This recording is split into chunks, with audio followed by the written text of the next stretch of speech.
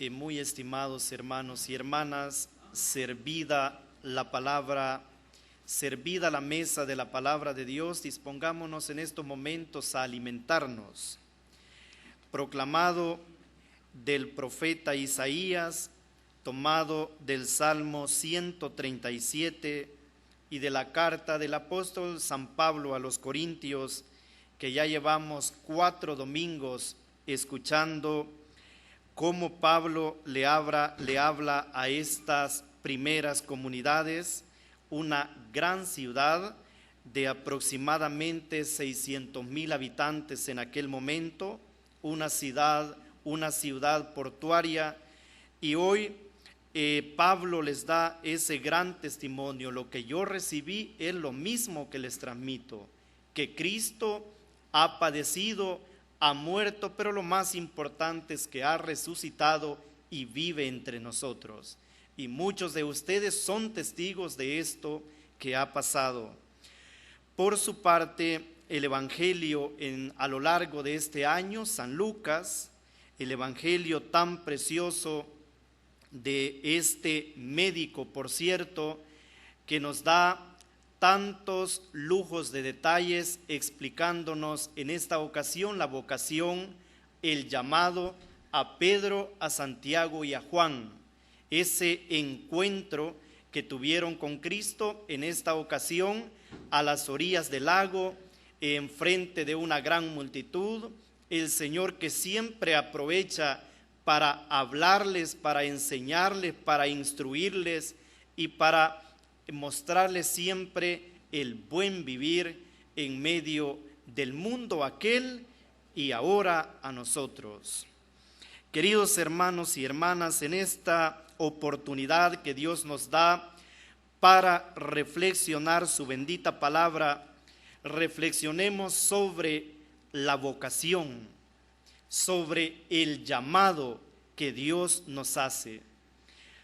Tanto el profeta Isaías como Pedro van a mostrar su indignidad ante la presencia de Dios. Isaías le dice: soy de labios impuros, estoy perdido. En pocas palabras, no valgo nada. Pedro, arrodillado delante de Jesús, le dice: soy un pecador. Se reconoce Pedro con todo lo que es. Él mismo se muestra así ante los demás, hace una confesión pública, y creo que esa tiene que ser la actitud de cada uno de nosotros cuando nos presentamos delante de Dios, con lo que somos, con nuestras miserias, con nuestras debilidades, con nuestras flaquezas, con nuestras caídas, pero que Dios es el único que sabe escribir recto en renglones torcidos como somos nosotros. Y es lo que experimenta Isaías y es lo que vive también Pedro. Sin embargo, Dios no se echa atrás en ese primer acercamiento, en la iniciativa que Él tiene con nosotros al llamarnos. Él mantiene su palabra. Isaías, el gran profeta; Pedro, el gran apóstol y el primero de todos. Dios que los llama. ¿Qué nos dice la palabra a nosotros? Voy a mencionar 3 profesiones que para nuestra consideración implican vocación especial, un llamado especial. Seguramente aquellos que nos están viendo, los que están en casa, quizá enfermos, quizá ya de una edad avanzada, han vivido este recorrido, pero sepan ese llamado especial que ustedes tuvieron en un determinado momento y que es importante llevarlo hasta su fin. El primero es la profesión del maestro, del profesor. Qué sacrificio del maestro, no solo de viajar hasta ese centro escolar donde le toca trabajar, o a usted donde le tocó trabajar y ahora ya es un jubilado, sino el hecho de pasar tanto tiempo con niños, con adolescentes, con jóvenes, y ahora yo quiero verlo a usted ya con muchas canas, pero quizá lleno de satisfacción por lo que realizó.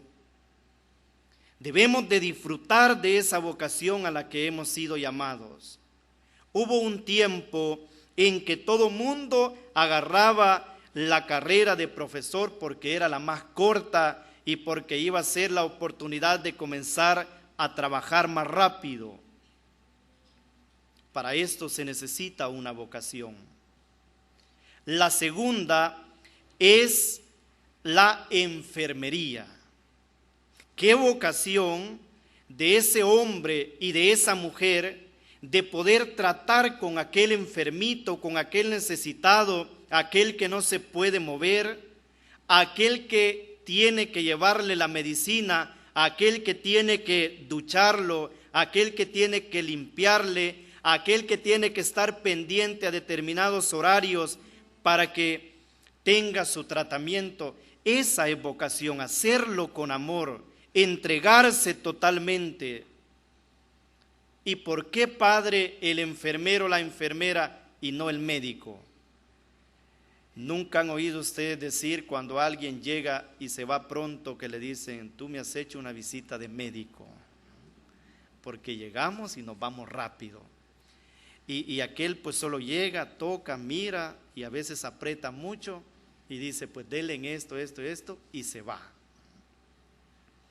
No se preocupen que ya voy a hablar también de los salarios. ¿Y por qué digo que esto es realmente una vocación? Y Dios sí que pone su mirada a nosotros en nuestro trabajo. Y la tercera, si ustedes quieren una vocación especial, es la vida religiosa consagrada. Nosotros que nos hemos consagrado a Dios, que le servimos a Él, que estamos a tiempo completo para anunciar la palabra, para denunciar el pecado, para atender en aquellas necesidades espirituales. Nosotros que nos dedicamos a tiempo completo a las obras de caridad, cuánta vocación y qué gama de colores y de sabores también en la vida religiosa consagrada, con los monjes y con las monjas, con las religiosas que se dedican a los asilos, que se dedican a los colegios, que se dedican a las clínicas, que están siempre desarrollando su vocación. ¿Qué diríamos del sacerdote? Toda una vida entregada a Dios. Jamás le podremos pagar cuánto hace un profesor, una enfermera y un sacerdote por nosotros, o una religiosa. Y estas son profesiones con una vocación especial que jamás las podremos pagar. Y con qué cariño nosotros miramos a aquel profesor que nos ha acompañado desde nuestros primeros pasos. Y con qué amor nosotros agradecemos a aquel que nos ha cuidado cuando estamos enfermos. Y con qué cariño tratamos nosotros a aquel sacerdote, a aquella religiosa que también nos ha acogido y nos ha ayudado mucho en un determinado momento. ¿Cuántos deberían de estar agradecidos en estos momentos por esa vocación especial que Dios les ha dado? Y ustedes jóvenes, prepárense también para el llamado que Dios les haga a ustedes.